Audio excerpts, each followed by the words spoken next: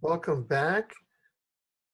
I'm Vermont Weber, and today we're privileged to have a very extraordinary guest, Mel Vey, who is the co-founder, along with her husband, and of CCN, which is an unusual network. It's a collective news network, the Creative Consumer Network. Mel, welcome. Thank you, Alfred. And you've come on our program today because, as you know, we've published two articles regarding the events in Hampstead. And I say events because there's a growing kind of urban sociology, criminology, perhaps genocide around them, along with psyops and memes that are growing as well, perhaps. And you had mentioned to me that you and your husband, who co-founded CCN, had occasion to live in the Hampstead area, and you wanted to make some observations. So you have read the release by Anonymous online that we at newsinsideout.com, along with many others, published, and you have seen a lot of the data. So please, could you share with us how it is that you came to live in Hampstead and what your observations were at that time? Sure. My husband and I had met living in London, and we'd moved out of the Earl's Court area where we'd been living for a couple of years, and we decided to move north into North London. And the Hampstead area is really, really beautiful. And one of the reasons why we decided to settle there was because of the heath. I love walking and I love nature. And we decided that this would be great for fitness. So we actually acquired ourselves an apartment right on the road that sort of leads perpendicular to the heath. And it was called Downshire Hill. We lived at number 4A, Downshire Hill. And almost immediately from when we moved there, I started to notice certain things that, had I the knowledge that I have today, would have made a lot of sense to me. But there were things that went on during the 5-year period that we lived in that area. And we did live in a lot of different addresses throughout that area. And I must just sort of give you an overview of how it's kind of laid out. You've got on the one side, you've got Hampstead, and then you've got this thing called Hampstead Heath, which is just it's a very hilly, up and down, lots of trees, nature reserve area. But I'll get back to that because it's very important. And if you look at it topographically from above, it's in a bit of a triangle shape. So down the one side of this heath, you've got Hampstead. Hampstead Heath is named after Hampstead, of course. And then you've got Highgate, which is on the other side. And Highgate is also very important. In fact, the Hampstead and Highgate kind of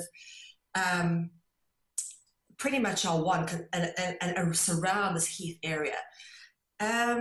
When we first moved there, one of the things we noticed from some of the people that we met was this distinctive, and I'll give you an example of someone particularly and why this is important. This one woman that we had the misfortune of meeting and dealing with, and I won't get into too much detail. She was a producer for Endemol Productions. Now, Endemol is the company that produces Big Brother. So to give you the link there, now to be a producer of a show like this, you must obviously be, I don't know, indoctrinated or inculcated or initiated into something. Her husband was, or partner, I'm not sure if they were married, was a banker. And she's the kind of person who would call you up and cause drama because she liked to get that energetic suction of you. And afterwards she would say, oh, don't worry, I'm only joking. I just kind of want to see how you reacted. And what I found with cultists is that it's all about energy manipulation. And this is the kind of thing they'll do. They'll torture people to watch them suffer. And this is what I very much felt was happening with this woman. And this is one of the first sort of friends acquaintances that we had there, we started to notice this pattern in the people that lived around there, which is very odd. And, you know, having traveled a lot, having backpacked through Europe and the Mediterranean, I made friends pretty easily.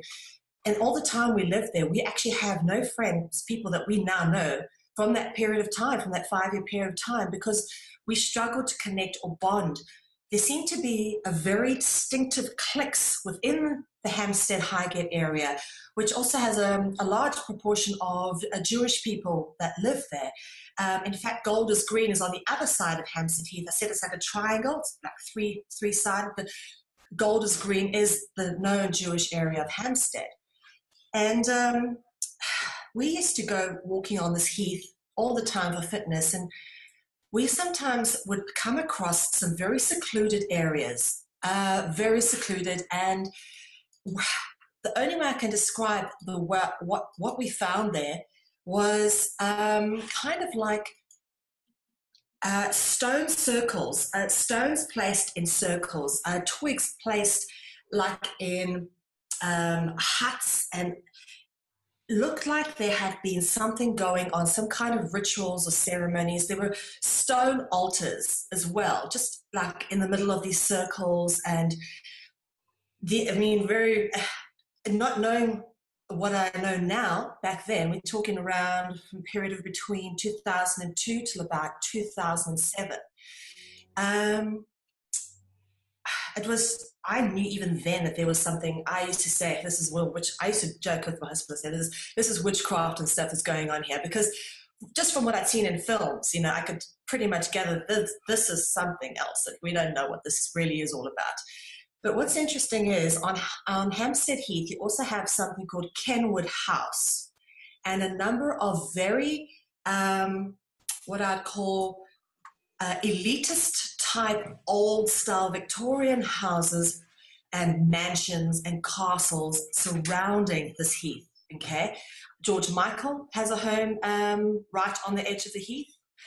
There's a number of very famous television and music industry folk who have homes in this area, and in these Gothic, and I must say, one of the most amazing things about Hampstead is it has some of the most beautiful houses in London. A lot of very Gothic looking castle type things, turrets, and you can be sure anything that's kind of got that kind of Illuminati architecture most likely has some form of ritualized something going on in it. One of the other things which is very interesting to note, of course, as I said, Highgate is on the other side. You have Highgate Cemetery. Now, the road that connects Hampstead to Highgate around the top of the heath has a pub on it called the Spaniards Inn. And this is extremely important because it's one of the oldest pubs in London. The food there is really excellent. But why it is interesting is because this is the place where Abraham Stoker, better known as Bram Stoker, Freemason, wrote his book Dracula. And he based a large proportion of the events in Highgate Cemetery. Now, if you go down the road further go down Swain's Lane towards Highgate Cemetery, this is no ordinary cemetery. It's probably one of the creepiest places I've ever seen. In fact, I believe it's one of the most haunted places in London. If you're into that sort of thing, you can look it up on a website. It's rated as one of the top 10 most haunted places in London.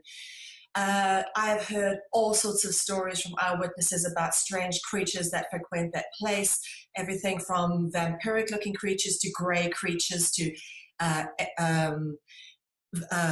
reptilian-looking creatures. In fact, there's a part of the cemetery that's closed off that has pyramids, and I'm absolutely positive, and I have heard stories that there are rituals that go on underground, and these pyramids in the closed off part of the cemetery are actually where people enter into these tombs where they're having these rituals.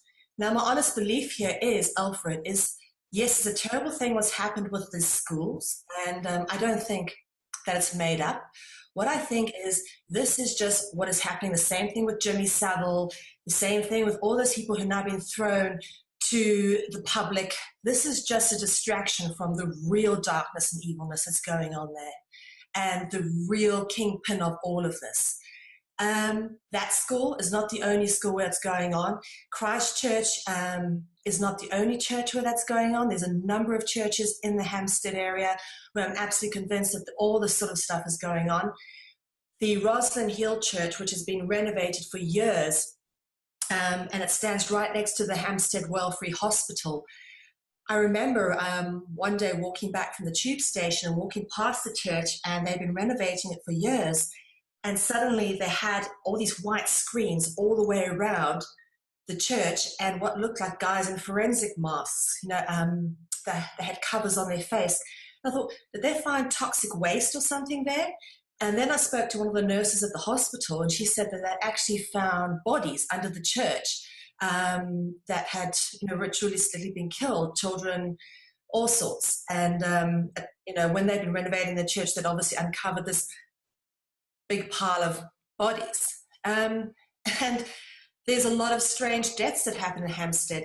For example, as I said, I lived at number 4A, Downshire Hill, just slightly further down at number 8 when I was living there. And this is a big mansion of a house, is number 8. There was a man who lived there who was killed. And when we asked how he was killed, and there was a police officer standing outside, he wasn't saying anything, but the neighbors were saying he was tortured to death in his own home. So a lot of strange murders. There's always bodies being found on the heath. A very famous Vogue photographer was found in the ladies' swimming pools, I think it was in 2013. And this is a common thing, dog walkers finding bodies all over the heath. It seems to be a dumping ground. So there's something going on there. Whether the school is it or just a symptom of a much bigger problem, this is what I believe, but there is something going on in that place. Oh, there's one more thing that's probably of great interest. And as I said, I lived in Downshire Hill Road, and what I found very interesting, I didn't know what the Freemasons were at the time, but we had a pub on the corner of Downshire Hill Road called the Freemasons Arms.